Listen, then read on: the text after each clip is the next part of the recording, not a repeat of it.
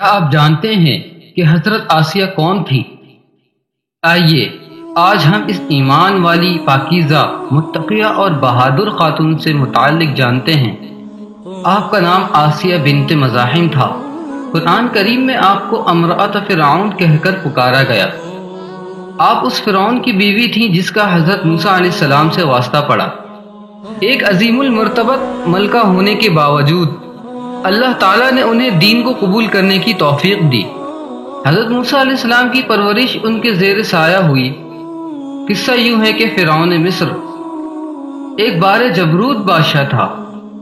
اللہ تعالیٰ نے اسے دنیا بھر کی نعمتیں بے انتہا دے رکھی تھیں، لیکن اپنے خالق کا شکر گزار ہونے کے بجائے وہ طاقت اور دولت کے نشے میں بدمست ہو گیا اور خدائی کا دعویٰ کر دیا۔ اس کے نجومیوں اور کاہنوں نے اسے بتایا کہ بنی اسرائیل میں ایک لڑکا پیدا ہوگا جو اس کی سلطنت کے زوال کا سبب بنے گا۔ یہ سن کر فرعون نے حکم دیا کہ جو لڑکا پیدا ہو اسے فی الفور قتل کر دیا جائے۔ فرعون کے اس حکم کے نتیجے میں ہزارہ بچے موت کے گھاٹ اتار دیے گئے۔ جب حضرت موسیٰ علیہ السلام پیدا ہوئے تو ان کی والدہ نے حضرت موسیٰ علیہ السلام کو ایک لکڑی کے صندوق میں بند کر کے دریا میں ڈال دیا۔ یہ دریا فرعون کی گلی کے بیچوں بیچ گزرتا تھا۔ جب وہ صندوق بہتا بہتا فرعون کے محل کے اندر پہنچا تو ملازموں نے اسے نکال کر اسے حضرت آسیہ کے سامنے کھولا۔ وہ حضرت موسیٰ علیہ السلام کی حسین و جمیل معصوم صورت دیکھ کر حیران رہ گئیں اور فی الفور انہیں اپنی گود میں لے لیا۔ فرعون کو معلوم ہوا تو اس نے حضرت موسیٰ علیہ السلام کو قتل کرنا چاہا، لیکن حضرت آسیہ نے روک دیا اور فرمایا کیوں اس معصوم کی جان لیتے ہو جس کے ماں باپ کا بھی پتہ نہیں ہے۔ تو فرعون اپنے ارادے سے باز رہا۔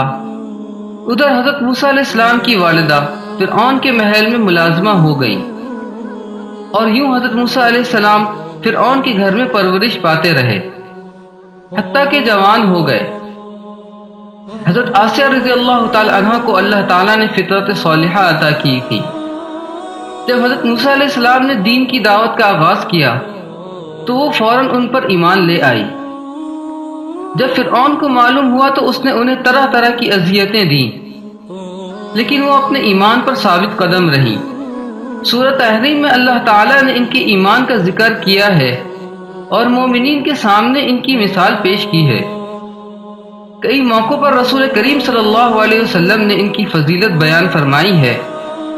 حضرت آسیہ نے مصیبتیں سہتے سہتے جان تو دے دی لیکن دین حق سے منہ نہیں موڑا۔